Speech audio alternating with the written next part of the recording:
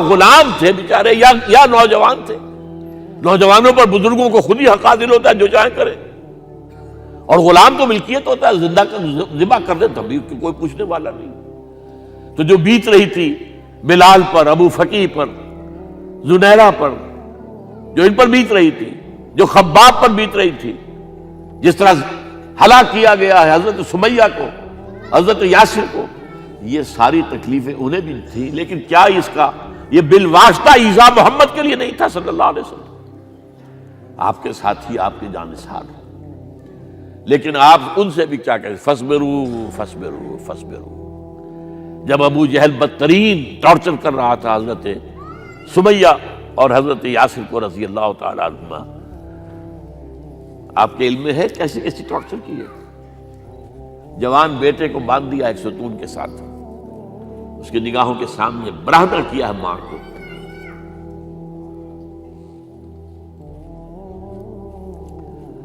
ہاتھ میں ایک مورتی ہے, جب تنگ آ گیا ستا کر تنگ کر کے مار مار کے حضرت سمیہ ٹس سے مس نہیں ہو رہی. کہتا ہے تم ایک دفعہ کہہ دو سمیہ کہ ہاں اس مورتی میں بھی کچھ ہے, میں تمہیں چھوڑ دوں گا. انہوں نے تھوک دیا, برچھا مارا ہے شرمگاہ کے اندر.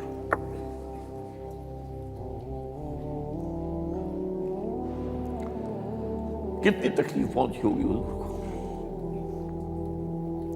لیکن آپ گزر رہے. اصبروا یا آل یاسر فإن موعدکم الجنہ.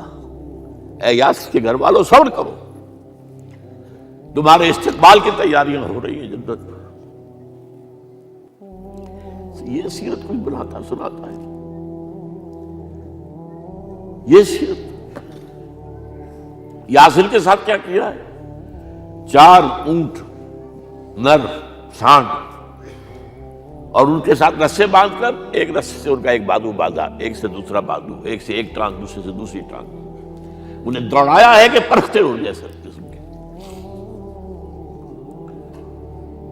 یہ دین ایسے ہی قائم نہیں ہوا.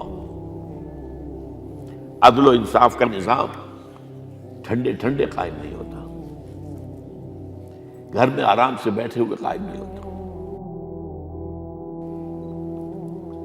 اور سنیے, 3 برس شیب بنی ہاشم کے تو قید ہے, 3 برس. اور یہاں کی قید پر قیاس نہ کریں. یہاں تو جیل میں کھانے کو ملتا ہے, راشن ملتا ہے, جیسا بھی ملتا تو ہے نا. اور لیڈروں کے لیے تو class A class B class ہے. آپ تو ان کا تو لیڈر تو لوگ جب آتے ہیں جیل کاٹ کر معلوم ہوتا ہے کہ شاید کسی صحت افزا مقام سے تشریف لا رہے ہیں. وہاں کیا تھا, ٹوٹل بائیکاٹ. ایک گھاٹی, ادھر پہاڑ ادھر پہاڑ, دونوں طرف جو ہے پہرے, کوئی کھانے پینے کی چیز اندر نہیں جائے گی. اور پورا خاندان بنی ہاشم, وہ بھی کہ جو ایمان نہیں لائے, وہ قبائلی زندگی تھی نا. بنو ہاشم چونکہ حضور کو پشت پناہی چھوڑنے کو تیار نہیں ہوئے, ابو طالب نے آخری وقت تک بھی ساتھ نہیں چھوڑا. ہاں آخری وقت کے قریب ایک بات ہو گئی تھی. ایک مرتبہ تو ہوا کہ وفد آیا ہے قریش کا کہ اپنے بھتیجے کو روک لو, وہ ہمارے معبودوں کی توہین کرتا ہے. ابو طالب نے بلایا اور آپ سے کہا کہ یہ کچھ اپنے رویے کو بدلے. آپ نے فرمایا چچا جان, اب تو چاہیے میرے ایک ہاتھ پر سورج اور دوسرے پر چاند رکھ دے, میں اپنے اس مشن کو چھوڑ نہیں سکتا. یہ ہے استقامت. اور ابو طالب کے عین انتقال کے وقت جو معاملہ ہوا, جب وفد آیا ہے کہ ٹھیک ہے اب ہمارا جو ہے صبر کا پیمانہ لبریز ہو گیا ہے, اب ٹھیک ہے آ جاؤ میدان میں, تم بھی ساتھ چھوڑنے کو تیار نہیں ہو. ابو طالب نے بلایا اس کو, بھتیجے مجھ پر اتنا بوجھ نہ ڈالو جو میں برداشت نہ کر سکوں.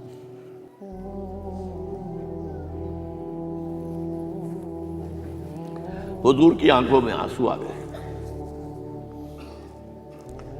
چچا جان اب تو یا یہ بات پوری ہوگی یا میں اپنے آپ کو ختم کر دوں, اسی میں ختم ہو جائے. بہرحال شیب بنی ہاشم میں 3 برس اس حال میں گزرے ہیں. ٹوٹل بائیکاٹ، کوئی کھانے پینے کی نہیں۔ کچھ لوگ تھے شریف النفس، مثلا حکیم بن حزام تھے رضی اللہ تعالیٰ، اور بعد میں ایمان لے آئے۔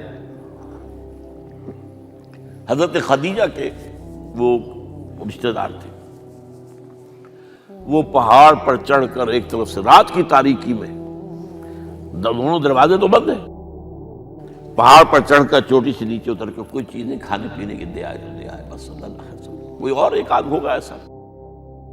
یہاں تک نوبت آئی ہے کہ بنی ہاشم کے یہ پھول جیسے بچے معصوم بھوک سے بلبلا رہے ہیں، اور اس کے سوا کچھ نہیں ہے کہ سوکھے چمڑے ابال کر اس کا پانی ان کے حلق میں ٹپکا دیا جائے۔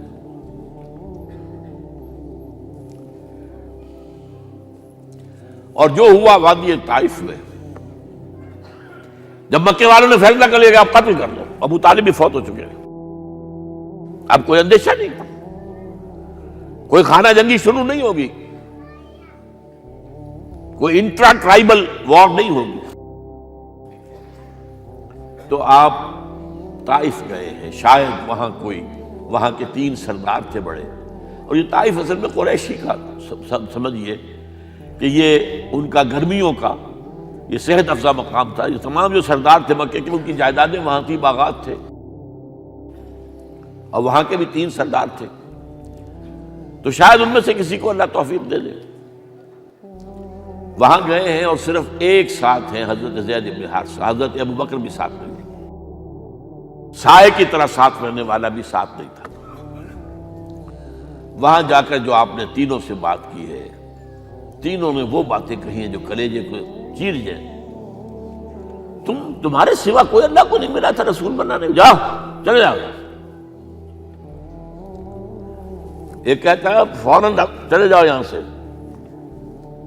اس لیے کہ ہو سکتا ہے کہ تم سچے ہو تو کہیں میں تمہاری توہین نہ کر دوں، اور یہ بھی ہو سکتا ہے تم جھوٹے ہو تو جھوٹے کو میں منہ نہیں لگانا چاہتا۔ 3 دن کی یہ سختی، اور اس میں کیا ہو رہا ہے، اسٹریٹ ارچنز جو کہلاتے ہیں ہمارے یہاں، ٹھوکرے گلیوں کے، انہیں اشارہ کر دیا ذرا ان کی خبر لو، اب وہ پتھراؤ کر رہے ہیں۔ جیسے ہمارے ہاں کوئی آ جاتا ہے، کوئی نیم پاگل یا کوئی اور کسی طرح کا مست قسم کا آدمی، اور اس کے اوپر چھوکرے چاروں طرف ہوں اور ستا رہے ہوں، یہ نقشہ تھا، اور طائف کی گلیاں تھیں، اور محبوب رب العالمین تھے۔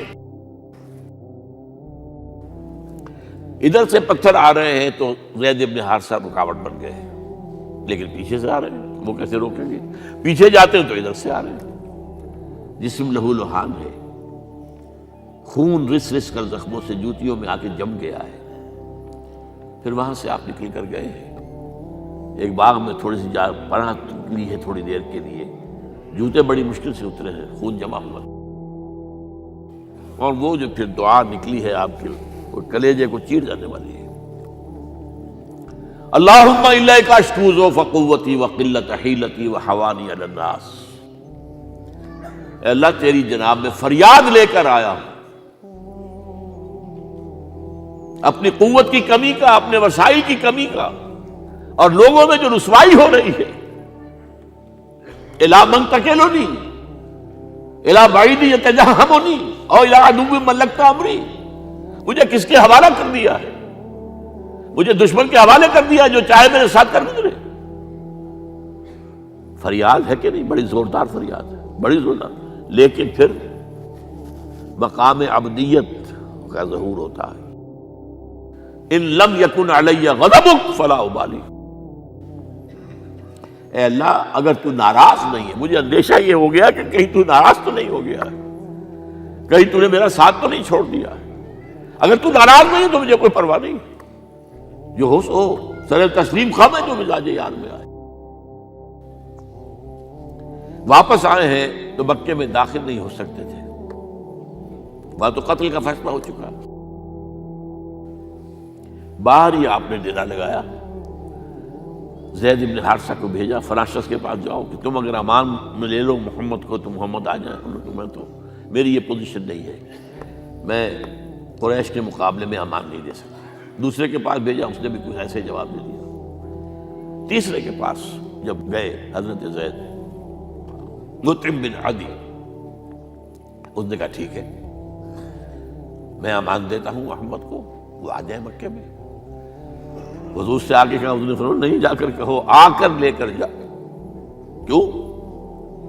کیا پتا اچانک جو ہے میرے داخل ہوتے ہی کوئی مجھ پر حملہ کرے، قتل کر دے۔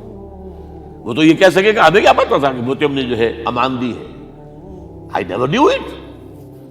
اب یہ قبیلے کے اندر یہ ہوتا تھا کہ ایک نے امان دے دی، سب کی طرف سے امان۔ لہذا حضور نے فرمایا آ کر لے کر جاؤ۔ وہ اپنے 6 بیٹوں کو ہتھیار سجا کر لے کر آیا ہے اور پھر لے کر گیا حضور کو، کہتا ہوا گزر رہا ہے راستے میں، لوگوں سن لو محمد میری امان میں ہے صلی اللہ علیہ وسلم۔ اس لیے آپ کو مکے کے اندر پھر 2.5 سال مزید رہنے کا موقع ملا ہے، اور اتنا بڑا احسان آپ نے مانا پھر مطعم بن عدی کا کہ غزوہ بدر میں جب 70 اسیر تھے قریش کے حضور کے پاس، تو آپ نے فرمایا تھا کہ اگر آج مطعم زندہ ہوتا اور وہ سفارش کرتا تو میں ان سب کو چھوڑ دیتا بغیر کسی فدیے کے۔ بہرحال یہ چند باتیں میں نے آپ کو بتائی، باقی تو یہ کہ غار ثور ہے کیسی کیسی، اور پھر غزوہ بدر سے پہلے کی رات ہے، اور وہ آپ کا زندگی کا طویل ترین سجدہ ہے اس میں، جہاں تک یہ الفاظ بھی آپ نے کہہ دیا اللہ اگر کل یہ جو 313 یہاں جمع ہیں اگر یہ ختم ہو گئے تو پھر قیامت تک تیرا نام لینے والا کوئی نہیں ہوگا، میں آخری رسول اور میری یہ 15 برس کی کمائی ہے۔ اس پر کہا حضرت ابوبکر نے، وہ پیردار کی حیثیت سے کھڑے تھے، کہ حسبک حسبک حضور بس کیجئے بس کیجئے۔ بہرحال بدر ہے، احد ہے، زخمی ہوئے ہیں، دندان مبارک شہید ہوئے ہیں، خون اتنا بہا ہے کہ بے ہوش ہو گئے ہیں، اور خبر اڑ گئی ہے کہ آپ شہید ہو گئے۔ یہ سب کچھ، اور سب سے بڑھ کر حمزہ کی لاش سامنے آئی، کیسی لاش؟ ناک کٹی ہوئی ہے، کان کٹے ہوئے ہیں، پیٹ چاک کر کے کلیجہ چبایا ہوا ہے، کس طرح برداشت کیا ہوگا آپ نے؟ اپنے اوپر طاری کر کے دیکھیں، یہ حمزہ کون ہے؟ چچا ہے، دودھ شریک بھائی ہے، خالہ داد بھائی ہے، ساتھ کا کھیلا ہوا ہمجولی ہے، اور اس کی لاش ہے۔ جو قلب اطہر پر بیت رہی تھی وہ مدینے میں آ کر ایک بڑا ماحول بدلا ہوا تھا، تب وہ بات سامنے آ گئی۔ جب آپ مدینے واپس تشریف لائے ہیں تو ظاہر بات ہے کہ زیادہ انصار کے لوگ تھے جو شہید ہوئے تھے۔ بدر میں مہاجرین تو میرے خیال ہے 1/4 تھے نمبر کے اندر، 3/4 تو انصاری تھے۔ اسی طریقے سے احد کے اندر معاملہ ہے، تو مختلف گھروں سے عورتوں کے بین کرنے کی آوازیں آ رہی تھی، اس لیے کہ اس وقت تک بین کرنا حرام نہیں قرار دیا گیا تھا، ممنوع نہیں تھا۔ آوازیں سن کر حضور کی زبان مبارک سے نکل گیا اما حمزہ تو فلا بواکی لہو، ہائے حمزہ کے لیے تو کوئی رونے والی بھی نہیں ہے۔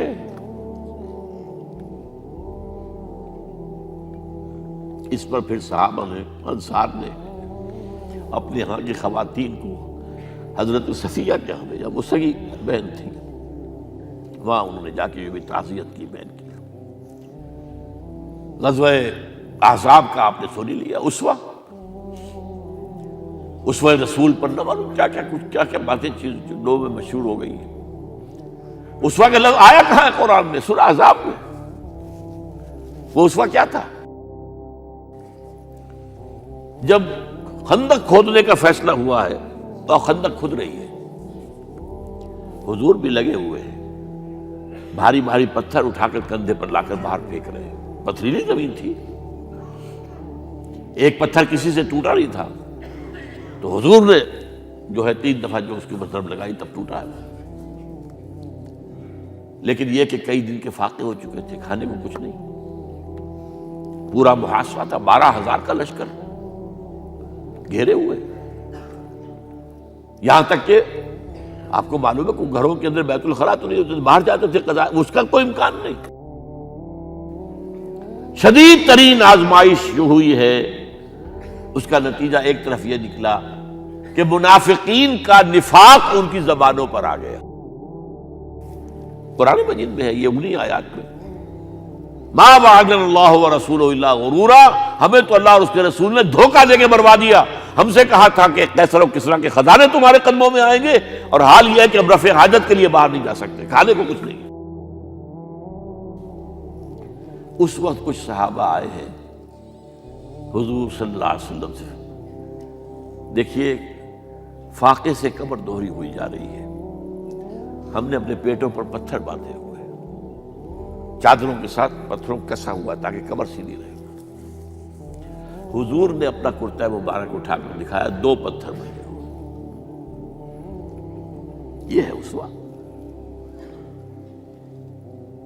یہ ہے آپ کی سنت، آپ کا اسوہ حسنہ۔ لیکن اس اسوہ حسنہ سے فائدہ کون اٹھا سکتا ہے؟ لقد کان لکم فی رسول اللہ اسوۃ حسنۃ لمن کان یرجو اللہ والیوم الآخر وذکر اللہ کثیرا۔ اسوہ تو اپنی جگہ ہے، قرآن میں ہدایت سب کے لیے، ھدی للناس، لیکن فائدہ اٹھائیں گے صرف متقین، ھدی للمتقین، ہے سب کے لیے، اسوہ سب کے لیے ہے، لیکن استفادہ وہی کر سکے گا جو 3 شرطیں پوری کرے: اللہ اور یوم آخر پر ایمان، اور اللہ کا ذکر کثرت کے ساتھ کرے۔ بہرحال یہ میں نے آپ کے سامنے اس حوالے سے رکھا ہے، یہ اسوہ جو ہے حضور کا، یہ ہم پر اتمام حجت ہے۔ دیکھیے نوٹ کیجئے، پوری نوع انسانی پر اتمام حجت، اسلام کا نظام عدل اجتماعی جو قائم کر کے دکھا دیا، حجت قائم ہے۔ اسے انگریزی میں کہتے ہیں اٹس ڈویبل، کیا جا سکتا ہے، یہ کام ہو سکتا ہے، اس لیے کہ زمین پر قدم بہ قدم چل کر یہ انقلاب آیا، محنت سے آیا، مشقت سے آیا، ایثار سے آیا، قربانیوں سے آیا، تکلیفیں جھیل کر آیا، صبر و مصابرت سے آیا، استقامت و مقاومت سے آیا۔ یہاں پر معجزوں کی کار فرمائی نہ ہونے کے برابر ہے۔ یہاں دھوپ سے بچانے کے لیے کوئی اللہ نے صاحبان نہیں دیا، ظل اللہ علیکم الغمام، اور بھوک سے بچانے کے لیے من و سلوہ نازل نہیں ہوئے۔ غزوہ تبوک میں ایسا بھی ہوا ہے کہ 3 مجاہدین کا 24 گھنٹے